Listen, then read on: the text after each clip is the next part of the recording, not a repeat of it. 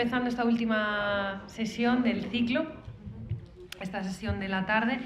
Tengo conmigo a Mónica Rey Cabezudo, investigadora también vinculada al grupo Jacobus, y quien siempre habitualmente nos habla de moda, ¿no? Y de otras formas de mirar las pinturas, de mirar las obras de arte, que tienen que ver más con todo ese mundo de la indumentaria, que es un mundo que pues quizás se pasase por alto, ¿no? Hasta hace más bien poco, cuando es algo que nos da tanta información a la hora no solo de datar una obra, sino también pues de las costumbres de la época, etcétera, ¿no? Es una dimensión, la verdad, muy interesante. La conferencia de Mónica, como están viendo en pantalla, pues lleva por título La indumentaria en el Camino de Santiago en el siglo XVI, el códice de trajes del Museo de las Peregrinaciones y de Santiago. Muchas gracias, Mónica, por estar aquí hoy con nosotros. Voy a Vale.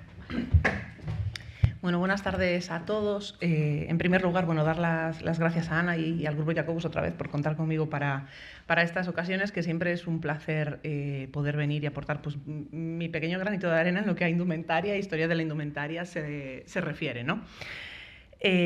Bueno, como decía Ana, el título es Indumentaria en el Camino de Santiago en el siglo XVI, pero en concreto en lo que me quiero centrar, de lo que quiero hablar, es de un códice de trajes que se encuentra aquí en el Museo de Peregrinaciones y que me parece muy interesante porque, por una vez, este códice me lleva a la contraria en lo que yo llevo diciendo 10 años por lo menos, que básicamente es que no podemos estudiar, o es muy difícil estudiar y conocer la indumentaria de las clases sociales más bajas o de la burguesía, porque no tenemos normalmente fuentes para ello, ¿no? Y la verdad es que tradicionalmente la historia de la indumentaria se ha centrado en la nobleza y en la monarquía, ¿no? Especialmente pues, en el ámbito medieval, que suele ser en el que más yo solía incursionar o estar centrada. Pero, aunque sí que tenemos unos estudios bastante amplios, minuciosos, pero que necesitan mucha revisión, sobre la indumentaria medieval en la península, que son obra de Carmen Bernís, una historiadora española de mediados del siglo XX, pues, como digo, siempre están centrados en ese ámbito nobiliario y en ese ámbito monárquico. Fundamentalmente podemos estudiar la indumentaria habitualmente pues, a través, bien sea de la pintura, ¿no? De las artes figurativas, pues, pinturas, restos de pintura que nos podamos encontrar, que ya sabemos que el clima gallego pues, a veces no es demasiado propicio para la conservación de este tipo de obras, aunque conservamos algunas muy interesantes, como estas de San Salvador de Vilar de Donas, en Palas de Rey, y después, sobre todo, a través de la escultura y especialmente de la escultura funeraria, que nos aporta pues, un poco más también de información. Pero claro, pues con sus complejidades, ¿no? Dificultades técnicas a la hora de tratar los materiales, el granito, etc. Entonces, que a veces se nos hace un poco complicada la lectura. Pero en el siglo XVI tenemos la suerte de que aparece un nuevo fenómeno que no es que sea tampoco excesivamente habitual, pero que se conservan unos cuantos códices, unos cuantos manuscritos de este tipo repartidos por toda Europa, que son los códices de trajes o los códices de indumentaria, que son una especie como de libro, pues, un libro de viajes o códice de viajes en los que viajeros que recorren Europa pues, van tomando anotaciones y luego completan, o incluso durante el viaje pues, van completando ilustraciones de aquellos trajes de las gentes que se encuentran a lo largo de sus viajes, a lo largo de su recorrido. Hay un par de ellos que son muy interesantes. Este, por ejemplo, se encuentra en la Biblioteca Nacional de España. Lo llaman el Códice de Trajes Madrazo Deza. Y nos muestran, pues en este caso es una danza, bueno, ven que es de origen alemán, aparentemente, el autor, y que nos muestra un poco también pues, un recorrido por la península, por España, y diferentes tipos de trajes. En este caso, pues una danza. Normalmente, además, también es muy interesante porque suelen apuntar arriba pues, de qué se trata o en qué zona del país se encuentran, así que pues, nos aporta ese pequeño plus, ¿no? Digamos, de información a mayores. Si desde el punto de vista de la indumentaria, por supuesto, estos códices han sido estudiados desde muchos puntos de vista. Aquí, por ejemplo, el códice de trajes también fue estudiado por el anterior director del museo, muy detalladamente y muy minuciosamente, pero si aportamos un punto de vista desde el ámbito de la indumentaria o desde el ámbito de la moda, la verdad es que podemos empezar a sacar cosas muy interesantes y empezamos a descubrir que la indumentaria y que la moda, al igual que la historia del arte, no es un cajón estanco en el que de repente cambiamos de siglo y los estilos anteriores desaparecen por completo y se abandonan, sino que las modas y sus formas también perviven y pasan poco a poco hacia las siguientes décadas, y en este caso incluso podemos hablar de que permanecen en clases sociales inferiores. Es decir, a medida que la nobleza se va adaptando a las nuevas modas que llegan del extranjero o a nuevas modas nacionales, ciertos elementos de décadas pasadas o de siglos pasados permanecen. En este caso, por ejemplo, en el madrazo Deza se puede ver como que están conviviendo, especialmente en la indumentaria femenina, unas prendas que se asocian al siglo XV, como pueden ser esta especie de faldas, que no me gusta llamarlas faldas porque es un término propio del XIX y no de estos momentos, pero que se llaman verdugados, que son un tipo de prenda que tiene aros concéntricos, normalmente de mimbre, y que tienen esa forma acampanada. Pues este tipo de prenda surge en Castilla en el siglo XV y, sin embargo, este códice ya nos estamos yendo a finales del XVI, principios del XVII, más bien. Incluso también nos podemos encontrar elementos más propios o que se suelen asociar normalmente a la moda renacentista, que pensaríamos que son del XVI, pero que también llegan en el XVII, como son estos acuchillados de aquí, que ahora también vamos a ver que nos vamos a encontrar entre la indumentaria del códice de peregrinaciones de aquí.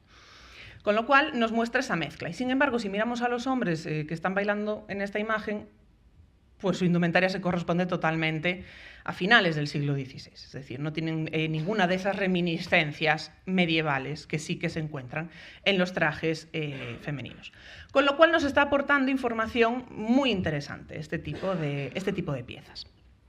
Quizás el más famoso sea este, degli abiti antichi moderni, que es de Cesare Vecellio, pero más interesante desde el punto de vista peninsular sería quizás el Trachtenbuch. Mi alemán es penoso y probablemente lo haya pronunciado sumamente mal, pero que es una obra de origen alemán que es muy interesante porque recoge 154 folios con 73 imágenes femeninas. No solo femeninas, pero sí son la gran mayoría de todos ellos. Y es el que se considera el más antiguo, al menos de la península, y de este tipo de códices.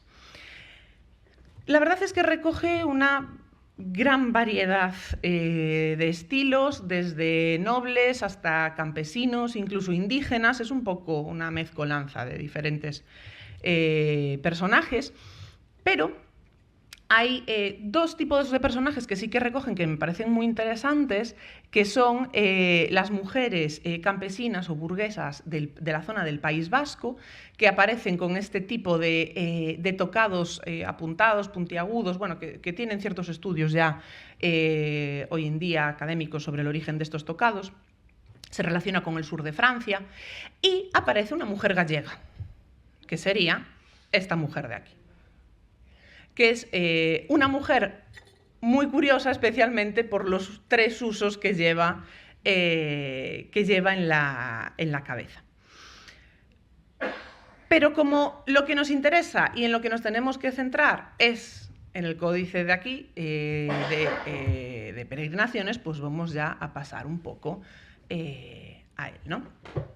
Este códice sí que cuenta totalmente con imágenes femeninas. Son 28 ilustraciones y todas se tratan de mujeres. Como digo, hay muchos otros códices que combinan imágenes femeninas con imágenes masculinas, pero en este caso solo tenemos a mujeres. Y todas siguen más o menos la misma composición, que es la mujer de pie en el centro del folio, sostiene con su mano una especie de escudo azul en donde en letras doradas aparece la procedencia, el lugar de origen sobre una pequeña franja de tierra.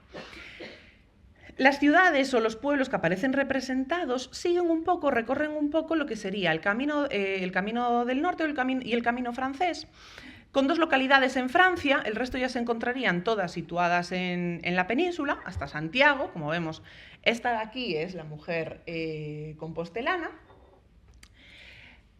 pero no sigue una línea continua, es decir, no están colocadas en orden de paso, por así decir, ¿no? en este camino. Además, hay que decir que tiene, digamos, 2 hermanos, no gemelos, pero mellizos muy parecidos, por así decirlo, ¿no? Que se trataría, en realidad tiene 3, lo que pasa que uno de ellos está en un castillo francés muy difícil de localizar la imagen, y estos 2 se encuentran en la Biblioteca Nacional francesa. Si se fijan y comparan, la verdad es que la imagen de la mujer compostelana tiene ciertas similitudes entre todos ellos, ¿no? El tipo de tocado que se parece mucho, el tipo de prendas, pero cambian los colores, cambia el nivel de detalle del rostro y el color o la forma también de ese escudo, ¿no? Lo que nos lleva pues a pensar pues, de una especie de trabajo, quizás de anotaciones que luego se reproducen en taller o incluso de algún tipo de reproducción o copia con algún motivo. La verdad es que el Códice de Peregrinaciones no tiene exactamente las mismas representaciones que los otros 2 códices, ¿no? O sea, incluso se pueden complementar en muchos aspectos. No me voy a meter tampoco en los topónimos que aparecen en el códice, porque bueno, seguro quedaría para una discusión muy larga y algunas de las localidades son incluso difíciles de identificar, porque habría que buscar digamos, la equivalencia entre los topónimos actuales y los topónimos de la época, etc. Pero sí que es también muy interesante como a veces en estos escudos, aparte del lugar de origen de estas mujeres, también dejan un poco claro cuál es su posición social. En algunas simplemente pone Pamplona, en Pamplona se ve que pasó un tiempo largo, ya que hay 3 representaciones. Unas, como digo, simplemente ponen Pamplona, otras inciden en mercader, por ejemplo, de Pamplona, o mujer ilustrada de Pamplona. Pero en lo que yo me quiero centrar del análisis de este códice es en cómo algunos elementos de la indumentaria medieval, especialmente del siglo XV, que tienen un uso dentro de las clases sociales más elevadas, de la nobleza, de la aristocracia y de la monarquía, van a pervivir a lo largo del siglo XVI en otras clases sociales, complementándose o mezclándose con algunas nuevas modas propias ya del Renacimiento.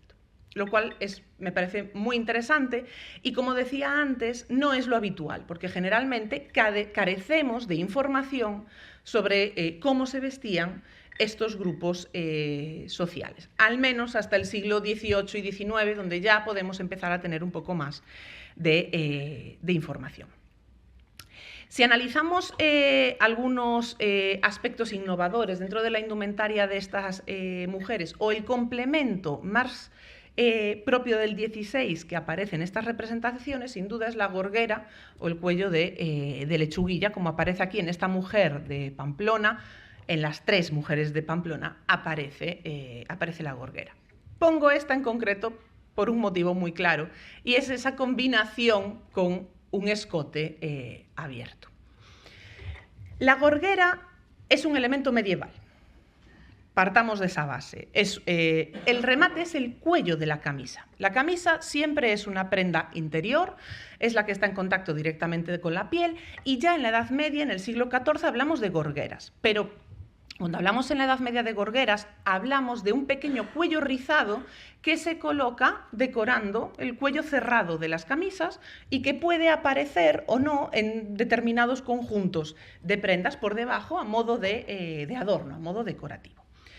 ¿Qué ocurre durante el siglo XVI? Que esa gorguera va aumentando en tamaño, hasta el punto de que en la segunda mitad del siglo XVI se hace independiente y se convierte en una pieza separada de la camisa y del resto del traje.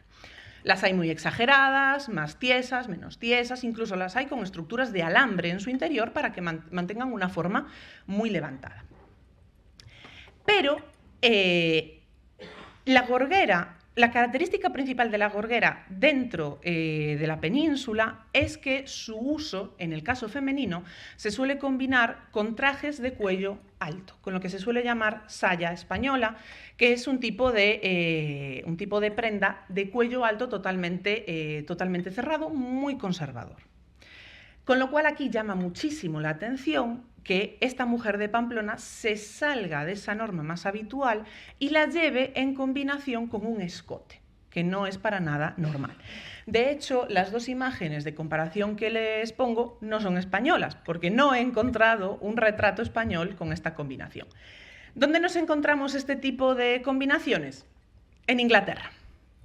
Son propias del Reino Unido, ¿no? En este caso con un escote bastante más pronunciado, ¿no? En la duquesa de Lennox. Y aquí ya, incluso más que una gorguera en Frances Hogwarts, ya nos estaríamos yendo a otro tipo de cuello ya más propio del 17, que se llama la valona, pero que todavía está muy tieso, muy levantado y que se combina todavía con ese escote, ¿no? Con lo cual, esta combinación, la verdad es que llama mucho la atención, ¿no? Sobre todo, además, en esta mujer, que tampoco se nos especifica que sea de una clase social elevada, más allá de que es de Pamplona. Si nos centramos en la mujer compostelana, en la mujer santiaguesa, aquí ya no nos encontramos tanta innovación renacentista, sino que nos encontramos más bien una combinación de prendas bastante medieval en general. Por un lado, el tocado lo dejo después para el final, nos encontramos algo que generalmente sí que nos suele sonar a Renacimiento, nos suele sonar además a Italia, que son las mangas acuchilladas, que serían estas de aquí. Pero es mentira, son del 15 y ahora lo vamos a ver también. Y después lo primero que nos llama la atención, lo primero que vemos es esta especie de capa negra con la que se cubre casi por completo. Capa no sería el término más adecuado, la capa va abierta por delante, no tiene mangas, esa sería, maneras, es decir, no tiene esos huecos para sacar los brazos y por lo tanto capa o manto no sería la terminología adecuada. Y es que en el mundo de la indumentaria medieval tenemos una terminología amplísima y muy rica. Identificarla no es precisamente fácil, podría ser quizás una capa castellana, que a veces también aparece identificada como capa gallega, y que sería un poco lo que lleva aquí también la reina Urraca en esta crónica de Castilla. Que si se fijan, pues es una prenda más bien corta, que llega justo sobre la altura de las rodillas, tiene maneras también, es decir, tiene estos huecos para sacar los brazos, pero hay diferencias en el cuello. El cuello de la reina Urraca es apuntado, es un cuello en pico, mientras que el cuello de la mujer compostelana es un cuello cerrado. Y esto que parece anecdótico, que pueden decir, pues a lo mejor en una década se llevaba cerrado, en otro en pico, no sucede así, porque el cuello y los complementos de la prenda ya cambian en la terminología de la prenda. Hay más mujeres en el códice compostelano que llevan una prenda muy similar. Varía ligeramente el largo, la compostelana es más corta, esta de Hondarribia es ligeramente más larga y tiene otro complemento en la manga, o esta del Mercader de Pamplona, que también es más larga. Al ser cerrada por delante y tener el cuello redondo y esas maneras para sacar los brazos, lo más normal, o lo que pensaríamos leyendo a Carmen Bernís y todo su estudio de la indumentaria medieval, es que se trata de una prenda llamada loba. La loba, no sé si lo puse... Sí, la loba es una prenda que puede ser más corta o más larga, pero nunca llega a arrastrar, es decir, nunca llega al suelo, que es totalmente cerrada por delante, que tiene un cuello bastante cerrado y que tiene maneras, es decir, esos huecos para sacar las mangas. Y Carmen Bernís nos dice que en algunas ocasiones esa loba se puede decorar con una especie de colgantes o pingantes en las mangas, que sería lo que lleva aquí la mujer de Hondarribia, que no sé si ven que tiene como una especie de manga, realmente la manera totalmente abierta también por delante, y que no es cerrada, ¿no? Por completo, es como una especie de adorno o decoración. También hay que tener cuidado porque sería fácil confundir esta prenda que es propia del siglo XV y que los textos nos dicen que ya en el siglo XVI es una prenda antigua, una prenda anticuada, y que se encuentra recogida de manera muy abundante dentro de los libros de compras de Isabel la Católica, y sería fácil confundirla con otra prenda llamada tabardo, que es también muy habitual en la Edad Media, pero el tabardo sí que llega siempre hasta los pies, siempre tiene aletas en las mangas y siempre se ciñe con un cinturón. Además de poder llevar capucha en determinadas ocasiones, sobre todo si está pensada para el viaje o para el desplazamiento. En este caso, por lo tanto, no podríamos decir que es un tabardo, tendríamos que decir que es una loba por ese detalle de la falta, sobre todo del cinturón, y que no todas tienen esos colgantes en las mangas. Aquí en este caso, por ejemplo, en la Virgen con Santas, estas vírgenes también llevarían lobas, en este caso cortas, pero ven que es de cuello cerrado y muy abierta, en este caso, la manera. Esto sería una loba, lo de al lado no lo sería, o sea, el tipo de configuración del patrón a la hora de abrir el hueco para las mangas es muy importante. Y aquí, en este caso, Carmen Bernís, bueno, estos son los Reyes Católicos y la infanta Doña Juana, también lo identifica como una loba, que de manera excepcional estaría abierta en su gran mayoría por delante. No hay ningún caso de este tipo de lobas en el manuscrito de peregrinaciones, ni tampoco en los otros dos manuscritos franceses, realmente. Pero bueno, también parece ser que habría esa variante, ¿no? En este caso, además, bueno, la loba sería una prenda unisex, igual que muchísimas prendas medievales, es decir, que podrían ser usadas tanto por hombres como por mujeres.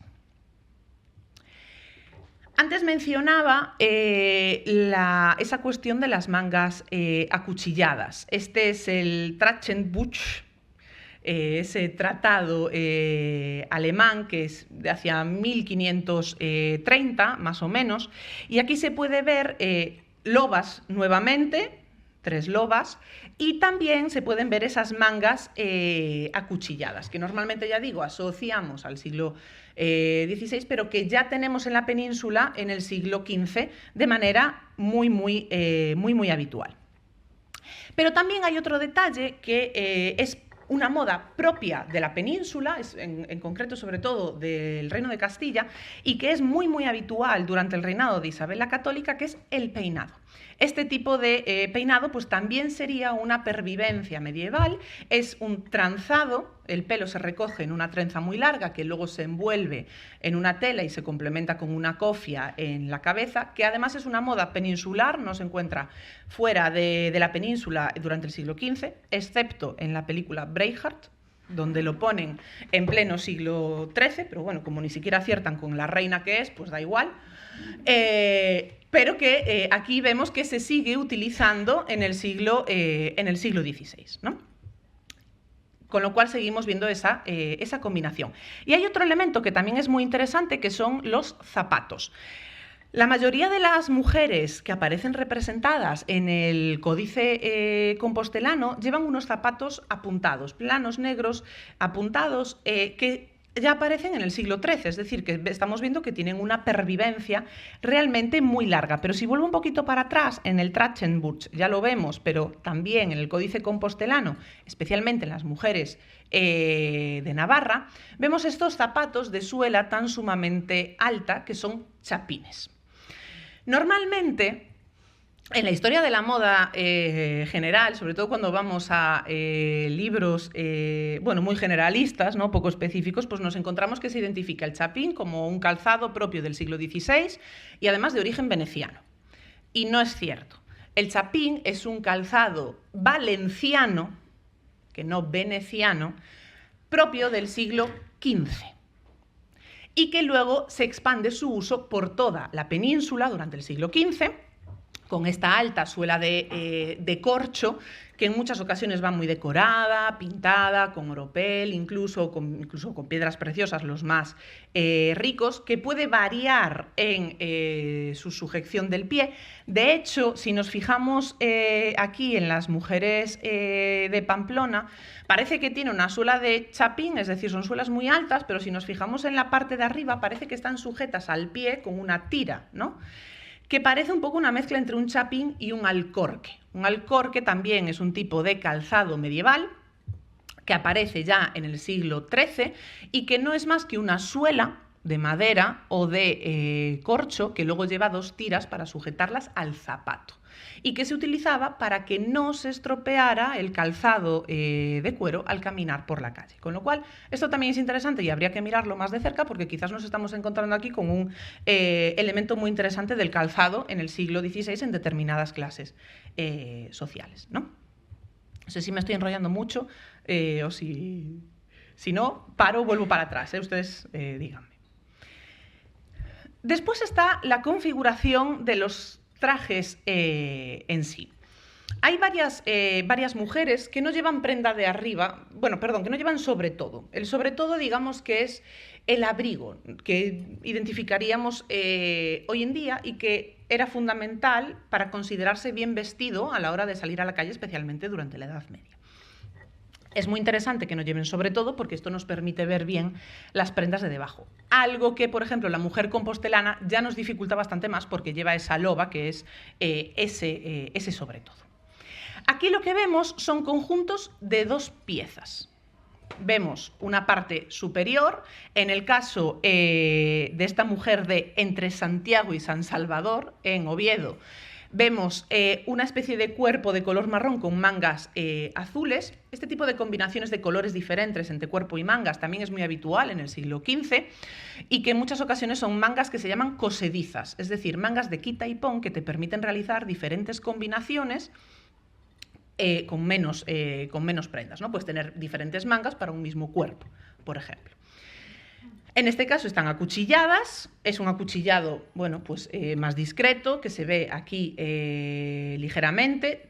En este caso además se ven con unos puntos dorados que pueden ser como las agujetas, los puntos circulares, los ojales, perdón, para pasar las agujetas, que serían las cintas, para hacer una decoración como abullonada en la manga. Y este conjunto de arriba se llamaría gonete, ¿no? Recibe ese nombre, ya en el siglo XV también, donde se populariza. Y la parte inferior se llamaría basquiña, en el siglo XV y también durante el siglo XVI. Lo que vemos más abajo serían las faldetas o faldillas, que sería un poco lo que hoy en día identificamos con la enagua, ¿no?, por así decir, esa prenda más interior, que sí que es verdad que estamos acostumbrados, pues, por ejemplo, al siglo XVIII o al siglo XIX, que las enaguas nunca se ven, son prendas totalmente interiores, pero que durante el siglo XV y el siglo XVI, si la faldilla o la faldeta está lo suficientemente decorada, es lo suficientemente bonita, se puede recoger ligeramente la basquiña para enseñarlo, o también se puede recoger la basquiña, que suele estar hecha con un mejor tejido, para no ensuciarla, y entonces veríamos esa prenda interior, ¿no? Aquí también tenemos diferentes combinaciones de colores y luego, bueno, pues este mandil. Esta, como digo, ya es una combinación del siglo XV, y esto sí que nos encontramos en multitud de representaciones de diferentes tipos, ¿no? Por aquí en el nacimiento de la Virgen de Berruguete, que es un pintor maravilloso para el estudio de la indumentaria en el siglo XV, nos encontramos esa combinación de gonete y basquiña, en este caso todo del mismo color, con este detalle del cinturón en verde, incluso con ese mismo acuchillado, ese mismo cuello más o menos cuadrado, o aquí, en la sillería del coro de la Catedral de Toledo, también nos encontramos este cuerpo con una manga cosediza corta que deja asomar más cantidad de camisa y que se podría quizás asimilar un poco más a esta otra variante de San Salvador. La mujer de San Salvador parece que ha también prescindido directamente de las mangas cosedizas y directamente se ve la camisa. Esto también es muy llamativo porque no nos lo encontramos en absoluto en las clases sociales más altas. La camisa siempre es una prenda interior, no se deja ver, ¿vale? Pero pues en este caso nos lo encontramos y es muy curioso. Aquí tenemos otro ejemplo, ya comparando, ¿no?, esta imagen de Oviedo, pues en este caso con el retablo de la Colegiata de Santa María de Bolea, donde ya sí que hay pues esa combinación de colores diferentes, marrón y verde, con un cinturón también en otro color. Bueno, ya ven, el mismo tipo de mangas, de acuchillados, etc. Pero aquí estamos otra vez en el siglo XV, es decir, vemos constantemente ese paralelismo entre el XV y finales del XVI, que nos habla de esa prolongación de estas modas. Con los tocados, esta imagen de San Salvador de Oviedo es una imagen muy curiosa y que además me lleva a los inicios de mi vida académica y de investigación allá por el 2014, y que empezó precisamente con con estas laudas. Son unas laudas que yo, bueno, denominé, ya se habían denominado por otros autores como laudas o mujeres con tocado de rollos, que parece ser un tipo de tocado formado por tubos de tela rellenos de lana, que luego se cierran y se colocan sobre la cabeza, y que ya en la segunda mitad del siglo XV pueden adoptar perfiles apuntados, bien sea hacia arriba sobre la cabeza o incluso hacia abajo, justo sobre la frente. Pero claro, este tipo de manifestaciones nos encontramos, creo que son 7 laudas en total, 3 o 4 de ellas en La Coruña, alguna en Betanzos y demás, están todas hechas sobre granito, algunas muy deterioradas, como esta que se encuentra en el Castillo de San Antón, con lo cual a veces percibir los detalles resulta muy complicado.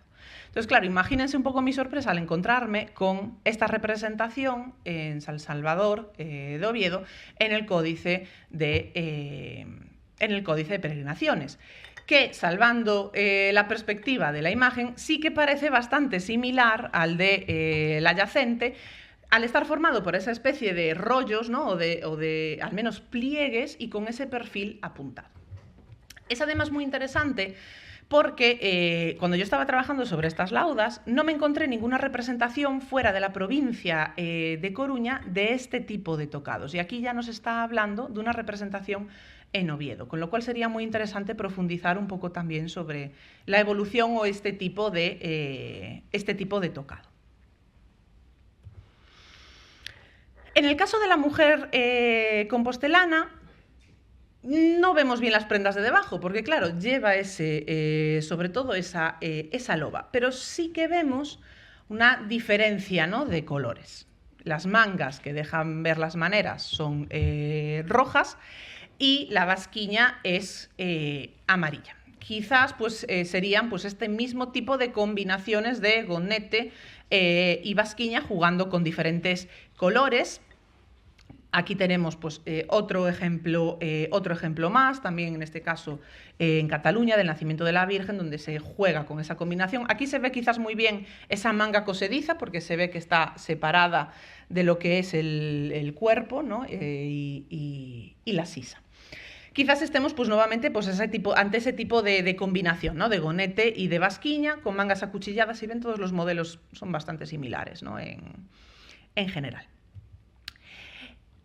Y hay, ya para terminar, bueno, no me he metido con el tocado de la mujer santiaguesa, porque confieso que en este caso es la primera vez que lo veo. O sea, todavía habría que estudiar qué tipo de tocado es este, porque sí que parece tener similitudes con un tocado medieval llamado bonete en España o genin también en el resto de Europa, que tiene ese perfil apuntado, incluso truncado, también, que podría estar en este caso combinado con un velo, pero parece que la estructura está envuelta en telas. No sé, resulta también muy curioso, pero habría que establecer pues eso, comparaciones y profundizar un poco más en este tipo de representaciones, que además yo tampoco he visto este tipo de tocado representado en, por ejemplo, obras de carácter funerario en Compostela, con lo cual pues habría que profundizar un poco más a ver pues de dónde podría venir. Y ya por último, un detalle que me parece sumamente curioso son los pendientes. Claro, este tipo de representaciones nos permiten ver pues, algunos detalles que a veces pues, en el granito se pierden o no se han representado. Son un tipo de pendientes que también lleva esta mujer compostelana de uno de los códices franceses, que tienen una forma triangular. De hecho, aunque quizás no se percibe muy bien, parece que tienen un engaste en forma circular, una pieza circular en la parte de arriba, de la que cuelga una pieza rectangular, una pieza triangular, ¿no? Lo que podría darle pues, movimiento al pendiente. Y me he encontrado este pendiente en otra ocasión, aquí en Galicia, que es en la yacente de Santa María das Areas de Fister, que la pobre, la verdad es que está bastante deteriorada porque estuvo muchos años a la intemperie, pero, aunque bueno, la foto está un poco pixelada, sí que se puede ver esa misma estructura como circular pegada al lóbulo de la oreja y luego esa estructura triangular. Y este tipo de representación nos la encontramos en esta mujer de San Salvador del códice de aquí de peregrinaciones, y también nos lo encontramos pues, en esta mujer santiaguesa de la Biblioteca Nacional francesa. Y esta sería un poco hasta aquí, ¿no? Mi exposición. Creo que todavía es un códice que da muchísimo, muchísimo más de sí desde el punto de vista de la indumentaria, que claro, es imposible en 30-35 minutos, ¿no? Analizar todas y cada una de las figuras del códice, que creo que es necesario, creo que hay que analizar realmente cada una de ellas y establecer esa comparativa con los manuscritos franceses, y también establecer esa comparativa con esos otros códices de trajes que se conservan en España, y con esa extraña mujer del Trachtenburg con 3 usos en la cabeza, que resulta muy llamativa y que, bueno, aunque no era el objeto de estudio de hoy, también lleva una prenda totalmente medieval, que es un briale, ¿no? En este caso, o una saya más bien. Como digo, es una pieza muy interesante porque nos permite ver ese traspaso, ¿no? de la moda y esa pervivencia de la moda medieval en otras clases sociales que ya no son las dirigentes, que son los que estamos acostumbrados pues, realmente a estudiar o analizar. No sé si tienen alguna pregunta, alguna duda que yo les pueda resolver. A mí, Mónica, me llama mucho la atención, creo que es un ejemplo de Hondarribia, sí. Lo que llevaba en la mano la mujer, ¿es como un abanico o algo? Sí. Tiene toda la pinta. Parece un plumero desde nuestra perspectiva contemporánea, pero sí, lo más probable es que sea un abanico. Hay que decir que, aunque la mayor parte de las mujeres no aparecen identificadas con ningún tipo de clase social, más allá, bueno, pues el mercader de Pamplona o la mujer ilustrada de Pamplona, la mayor parte de ellas llevan complementos de oro o dorados, collares, pendientes y demás. Entonces también habría que revisar un poco, prestar un poco atención a esos complementos que llevan en la mano y demás, que también sería muy interesante. El abanico no es el habitual al que estamos acostumbrados, porque ese tipo de piezas es de origen asiático, chino, y llega un poquito más adelante. Pues podemos dar un aplauso. No, gracias.